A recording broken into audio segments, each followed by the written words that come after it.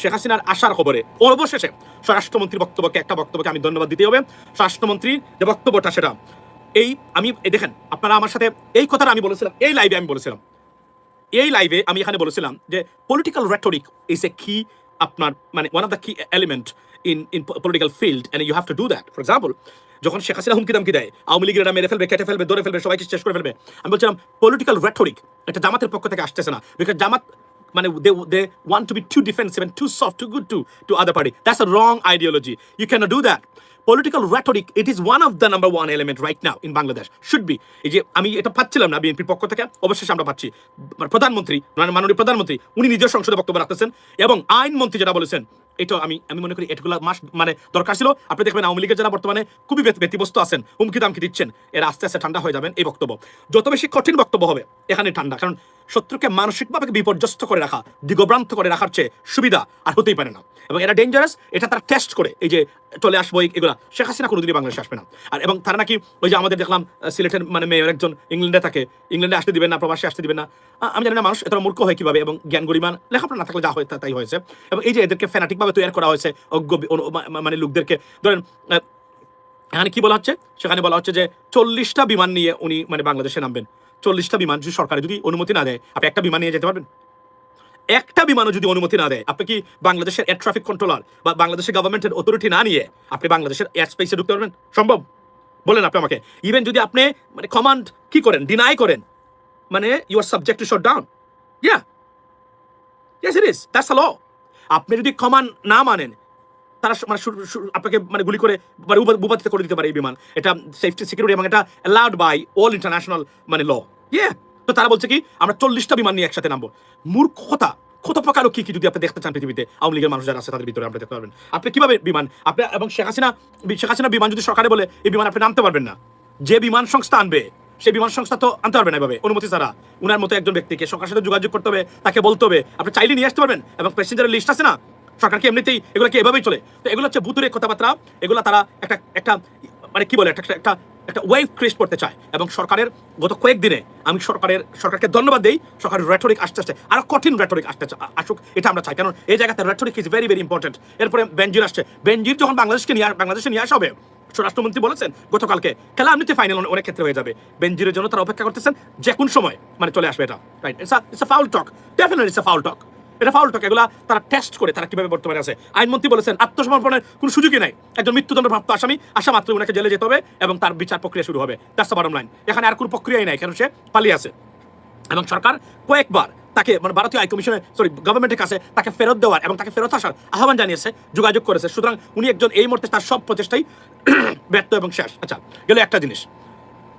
So আমি মনে করি এটা একটা গুরুত্বপূর্ণ। আরো একটা জিনিস বলতে চাই, সেটা হচ্ছে যে আপনারা শিক্ষামন্ত্রী, আমাদের যে বর্তমান শিক্ষামন্ত্রী আছেন, ওনাকে নিয়ে কিছু কথা বলতে চাই। শিক্ষামন্ত্রীটাকে হেল্প করবেন আপনারা। কেন আমি অনুরোধ করি, এই কারণে গ্যাস উনি এক্সাজারেট করেছেন। উনি এই সময়ে, বন্যার সময়ে এই পরীক্ষাগুলো অবশ্যই স্থগিত করা উচিত ছিল। কিন্তু প্রশ্ন হলো উনি যে কারণে করেছে তার ব্যক্তিগত লাভের জন্য করে নাই, দলীয় লাভের জন্য করে নাই। উনি মনে করেছেন যে এটা ভালো, শিক্ষার্থীদের জন্য করা উচিত।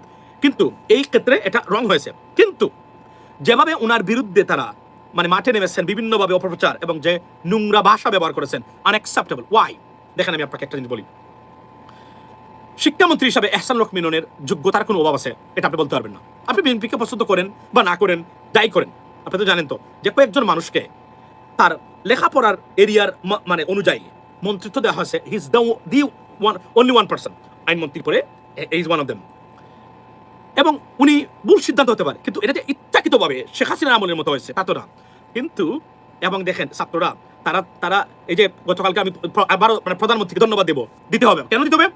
উনি গতকালকে স্বীকার করেছেন এই প্রথম। দেখুন বেএনপির স্ট্র্যাটেজি ছিল প্রথমে ইজি গো হয়ে আওয়ামী লীগকে ঠান্ডা রেখে, ভারতকে ঠান্ডা রেখে রাষ্ট্র পরিচালনা করতে পারবেন, আপনি জীবনে এটা করতে পারবেন না। এটা আমরা প্রথম থেকে বলছি। এখন আপনারা হুলস থেকে বেরিয়ে আসছেন, thanks for that, right? But উনি বলেছেন যে কয়েকটা জিনিস ধ্বংস করেছে গত ফেসিস সরকার, এবং বলছেন পতিত স্বৈরাচার, এইভাবে বলেছেন। এবং আমি তাকে ধন্যবাদ দিই এই কারণে। উনি বলেছেন কি, নাম্বার 1 স্বাস্থ্য, অন্য একটা দেশকে সুবিধা দেওয়ার জন্য গ্রেট মানে স্টেটমেন্ট এবং স্পিচ। তারপরে বলছেন কি, আমাদের এডুকেশন ব্যবস্থা ধ্বংস করেছে, সংস্কৃতি ধ্বংস করেছে, অর্থনৈতিক ব্যবস্থা ধ্বংস করেছে আওয়ামী লীগ ভারতের সাথে মিলে। এই 4টা বিষয় ধ্বংস করে দিয়েছে একদম। নাম্বার 1 স্বাস্থ্য ব্যবস্থা। ওয়াই?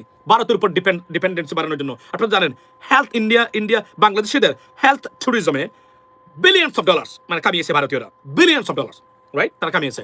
গেলে একটা শিক্ষা একটা দেশকে ধ্বংস করতে গেলে তার শিক্ষাকে ধ্বংস করতে হবে। এটা আপনার বক্তব্য না, আমারও রাইডার, সবাই আমরা জানি। এটা আগ থেকেই বলা হচ্ছে, মানে আপনার এটা একটা মানে একজন একজন ফিলোসফার উনি বলেছিলেন, এবং যে কোনো দেশকে ধ্বংস করতে গেলে তার শিক্ষা এবং সংস্কৃতিকে ধ্বংস করতে হবে। এবং আমি নামটা ভুলে গেছি, কিন্তু আপনি দেখেন এই কথাটা কতটা বাস্তব, এবং ভারত কতটা একুরেট ভাবে এই কাজগুলো সচিবদেরকে দিয়েছিল। ভারতপন্থী হিন্দু সচিবরা তারা এই কাজটা করেছে। Unbelievable, ladies and gentleman. আচ্ছা, Mehedi Hasan will meet Mehedi Hasan with Mehedi Hasan. আচ্ছা, আমি আপনাকে বলি ঘটনাটা এখন দেখেন। এবং ফাইনালি প্রধানমন্ত্রী সংসদে এই বিষয়টা মানে he laid out this issues, and that's what I am so happy with that, that অন্তত সরকারের সামনে সংসদে এটা স্বীকার করে নেওয়া হয়েছে officially by the government, that এই কাজটা তারা করেছে সংস্কৃতিতে। এই যে আপনি দেখেন, আপনি কল্পনা করতে পারবেন না, এগুলো আমি বলতে চাই না, অন্যান্য যারা আছে তাদের মতো কি পরিমাণ দালাল এবং রোড এজেন্ট তৈরি করেছিল। ফেরদৌস, রিয়াজ, আপনার নুসরাত ফারিয়া, তারপরে আপনার পূর্ণিমা না নাম কি, ওই যে অরুণা বিশ্বাস, তারপরে আপনার আরো যে কমসে কম 20 জন অ্যাক্টিভ নায়ক নায়িকা নাটক প্লাস চলচ্চিত্রের যারা ভারতের রয়ের এজেন্ট ছিল, এবং তারা on their Ross payroll. Yeah, they used to get paid, I mean, every month. That's what it is. Particularly Firdaus, Riaz. এটা তো একদম, এবং Nusrat Faria, never believe Nusrat Faria. This bitch is an active agent. Trust me. তার কথাবার্তা style, তার যদি দেখেন, এবং এটা তার কিভাবে। Now, do you need any documentations to understand or to prove it? You don't have to, because you have to understand. আমি এই জন্য বলছি যে বাংলাদেশের সরকারের একটা ট্রেনিং সেন্টার করা দরকার। কি ট্রেনিং সেন্টার? এটা আমি যদি ক্ষমতা থাকতাম আমি এই কাজটা করতাম। কিভাবে? প্রথম কথা হলো, এটা তো করা দরকার যে প্রত্যেক এমপি যারা আছে তাদের ইন্টেনসিভ কোর্সে যাওয়া দরকার। সেটা কি? সেটা understanding the governments function, how does government work, এবং এই যে মানে টোটাল শাসন ব্যবস্থার উপরে, এবং আপনার মানবাধিকারের উপরে, আন্ডারস্ট্যান্ডিং দি লেজিসলেটিভ প্রসিডিওরস, এগুলোর উপর একটা ইন্টেনসিভ কোর্স করা দরকার প্রত্যেক এমপির, কমসে কম 1 সপ্তাহ বা 2 দিনের মানে ক্রাশ কোর্স যেটাকে আমরা বলি, এটা জানা তাদের মাস্ট বি দরকার। আমি বিশ্বাস করি 80% MPs will fail if you testify them, মানে or if you take a competency test, I mean regarding this stuffs, right?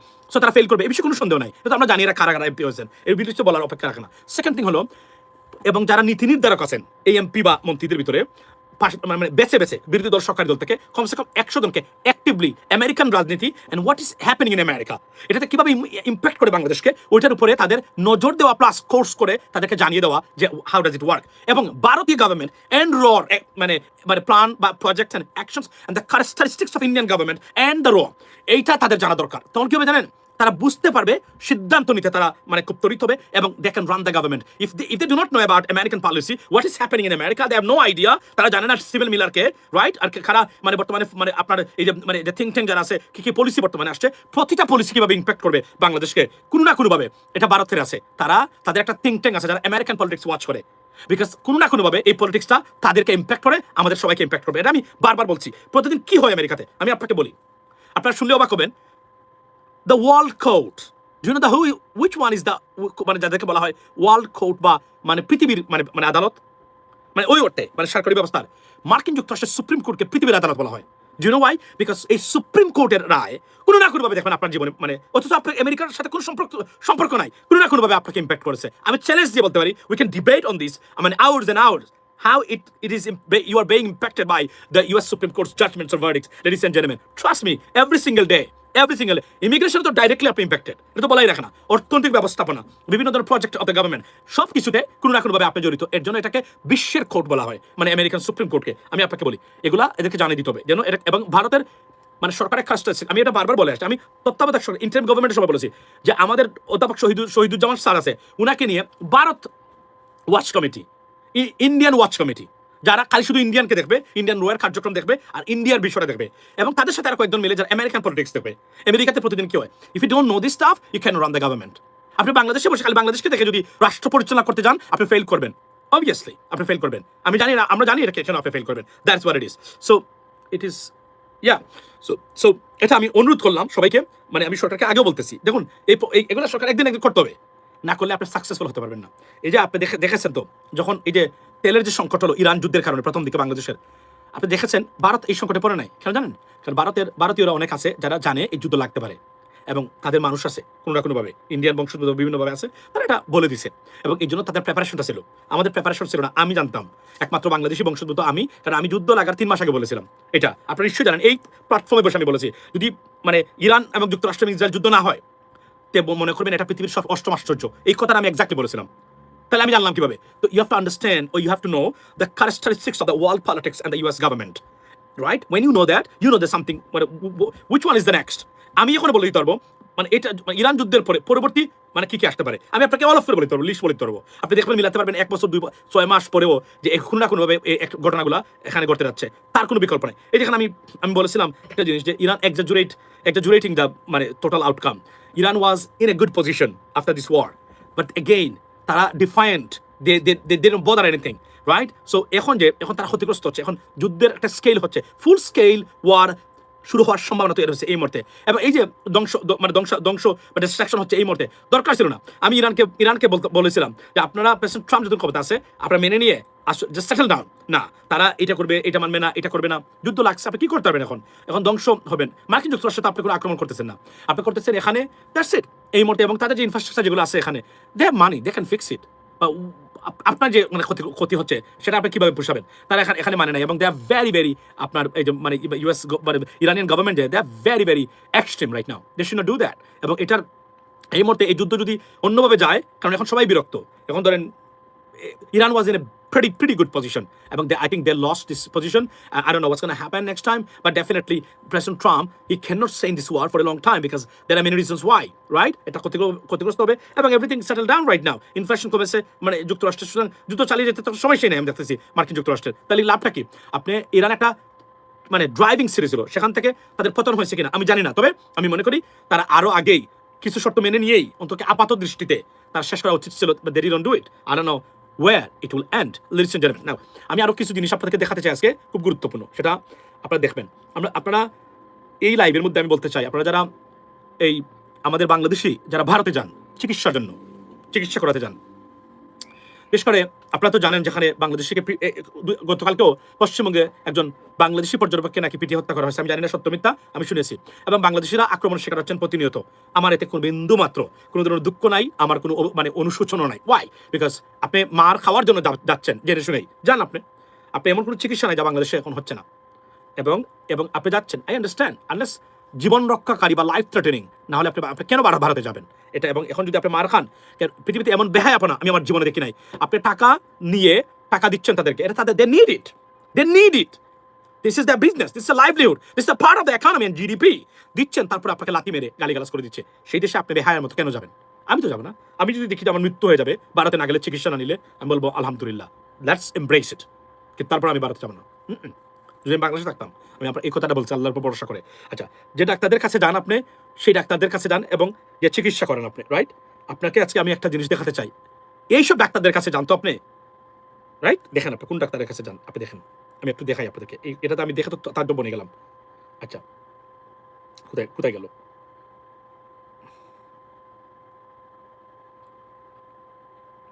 আচ্ছা, একটু আগে আমি একটা জিনিস দেখলাম, এটা দেখে তো আমি তো বনে গেলাম। এমন ডাক্তারের কাছে যান। আচ্ছা, কোথায়?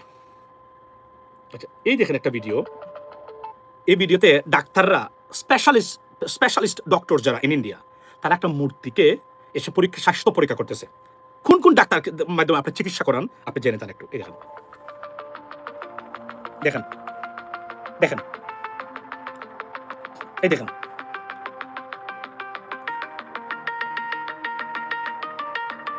এই দেখেন, আমি একটু দেখালাম, সেটা কি? যে ডাক্তারদের মাধ্যমে আপনি চিকিৎসা করান, আপনার বাড়ি ঘর বিক্রি করে চিকিৎসার জন্য ভারতে যান, এরা আপনার চিকিৎসা করে। আল্লাহ মানুষ হিসাবে সৃষ্টি করেছে, বিবেক নাই যে একটা মূর্তি কখনো মানে তার জীবন থাকতে পারে না, তার জীবন থাকার কথা না। আমি জানি না এই ধর্মটা বিষয়ে আমার এখন প্রচন্ড ধরনের সন্দেহ লাগে, এটা কিসের ধর্ম, কোন ধরনের ধর্ম এটা?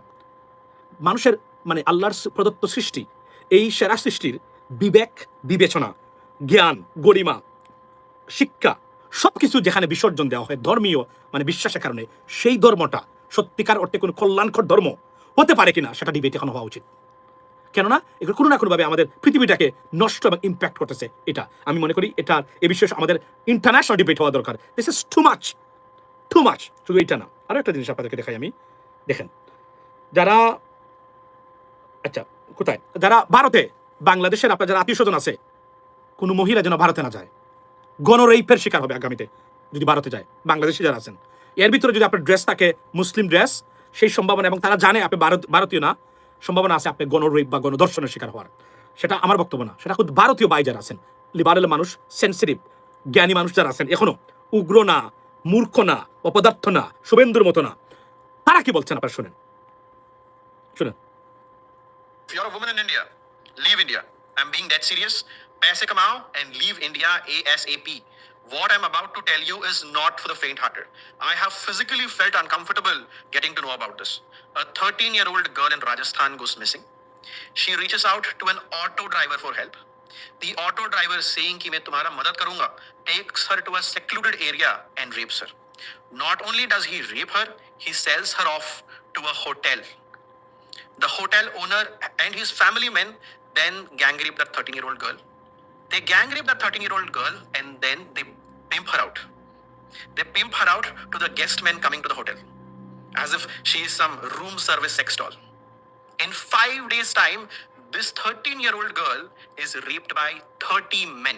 Okay. 30. আচ্ছা, তো আপনারা শুনলেন আমার বক্তব্য না। যাদের বাংলাদেশি মহিলা যারা ভারতে যাবেন উপযুক্ত বয়সের, বি কেয়ারফুল। আপনি যদি গণরেপ হন, ধর্ষণের শিকার হন, which is most likely, don't blame anyone. Bangladeshi government should not even talk about a single word if you get raped over there. This is the message from an Indian brother, and he's Hindu too. There are good people everywhere. This is the situation. এবং তারা এটা বাংলাদেশে মোটামুটি প্রাতিষ্ঠানিক রূপ দিয়েছিল দর্শনটা, মানে আওয়ামী লীগের মাধ্যমে। যদি এটা এখানে চলছে, এটা র্যাশ টেনে দেওয়ার সময় এসেছে। একটা ভালো কাজ সরকার করেছেন, ধন্যবাদ দিয়ে আজকে সরকারকে দিতেই হবে। সেটা কি জানেন, প্রাতিষ্ঠানিকভাবে আমাদের এখানে তারা মানে বর্ডারে তারা মাদকের প্রজেক্ট রেডি করেছিল, বাংলাদেশের মানুষকে মাদকাসক্ত করে দেশটাকে ধ্বংস করে দেওয়া, পার্টিকুলারলি তরুণ প্রজন্মকে। The government has realized and took actions. We told them. We've been talking about it for a long time. That's the policy, Indian policy. Where did they get it? They don't get it from them. They inherited from somewhere. We know which country. তারা এখানে মধ্যপ্রাচ্যের একটা দেশ, এদের policy. Bharat বাংলাদেশে যা করে তারা সেখান থেকে প্রতিটা শব্দ ইম্পোর্ট করে, বিশ্বাস করে। এই জন্য আমি বলছি 100 জন এমপি মন্ত্রীকে বিএনপির সাথে টপ লেভেলের অথবা ভবিষ্যতে যারা রাজনীতিতে আসবেন বিএনপির হাল ধরবেন, তাদেরকে একটা ইনস্টিটিউশন করা দরকার। শুধু শেখানো হবে আমেরিকান রাজনীতি আর হচ্ছে ভারতের আগ্রাসন, যেটা কিভাবে কাজ করে আর তাদের পলিটিক্স। দেখবেন Bangladesh will be better of, 100% better of. আপনি যদি এগুলো না জানেন, আপনি চেষ্টা করে মানে পারবেন না। সরকার মাদক খেঁচাবেন, মানে কেনা বেচা মৃত্যুদণ্ড দিয়েছে। ধন্যবাদ, যদি কোনো কিছু দিতে হয় ঘুমাইবার আগেও আপনি দিয়ে যাবেন। ডাজন্ট ম্যাটার আপনি বিএনপিকে মানে পছন্দ করেন না করেন, আপনি জামাত করেন, আওয়ামী লীগ করেন, শুধু মানুষ এবং বাংলাদেশি এবং আপনি আপনার পরিবারে বিশ্বাস করেন, এটা হলে মোর দেন না সরকার। আমি সরকারকে আরো একটা অনুরোধ করে যাচ্ছি, সেটা হলো আমাদের এখন যেটা দরকার, উইচ ইজ আমরা শুরু করেছি এটার সাথে সরকারকে বলতেছি বিভিন্নভাবে বিভিন্ন চ্যানেলে, যাদের সাথে দেখা হয়েছে তাদেরকে বলছি, এখন যাদের সাথে যোগাযোগ আছে তো অনেকের সাথে আছে, আমরা এদের সবার সাথে আমরা একসময় কথাবার্তা হতো, এরা এখন কেউ মন্ত্রী কেউ। তবে আমি আপনাকে বলি, আমি বলছি যে প্রবাসীদের বিষয়ে এখন বলছি যে প্রবাসীদেরকে প্রবাসী নির্যাতন বা হয়রানি আইন, একটা আইন চাই, প্রবাসী সম্পদ সুরক্ষা আইন, একটা আইন সরকারকে করতেই হবে। আমি মানে প্রবাসী কল্যাণ মন্ত্রীর ইন্টারভিউ নিয়েছি, আপনারা জানেন, আমি উনাকে বলেছি, উনি যে আসছিলেন এখানে, আমি নুরুল ইসলাম নুরুকেও বলেছি, মাননীয় মন্ত্রী নুরুকে, তাকেও আমি বলেছি যে আপনারা এগুলো করতে হবে। বিশেষ করে মানে প্রবাসীদেরকে সবচেয়ে বেশি হয়রানির শিকার, এই যে কাজ কনফার্ম না করে বিদেশে পাঠানো। আমি এটা আমাদের বক্তব্য 7 বছর আগ থেকে আমরা বলতেছি কি, যে আপনি যখন প্রবাসে পাঠাবেন, এটা নিশ্চিত করা আপনি, সে যদি জেনে শুনে বিষ খাইতেও যায়, দ্যাটস ফাইন। আপনি বিষ খাইতে যাচ্ছেন, দুষ্ট করবেন না, আপনি কিন্তু বিষ খাওয়ার ভিসা, সেখানে কি আপনি বিষ খাবেন, ফেয়ার এনাফ। আপনি ইংরেজিতে, আরবিতে এবং বাংলাতে সুস্পষ্টভাবে 3টা ভাষা ট্রান্সলেট করা যে আপনি সৌদি আরবে যাচ্ছেন এই মানে দাম্মামে কত টাকা এবং প্রতিদিন আপনি বিষ খাবেন 1 বোতল করে যাচ্ছেন। আমি বুঝছেন তো, একটা উদাহরণ দিচ্ছি আমি, মানে আপনি জেনে শুনে যাচ্ছেন, আপনি বাগানে কাজ করবেন বা মাজরা, রাইট?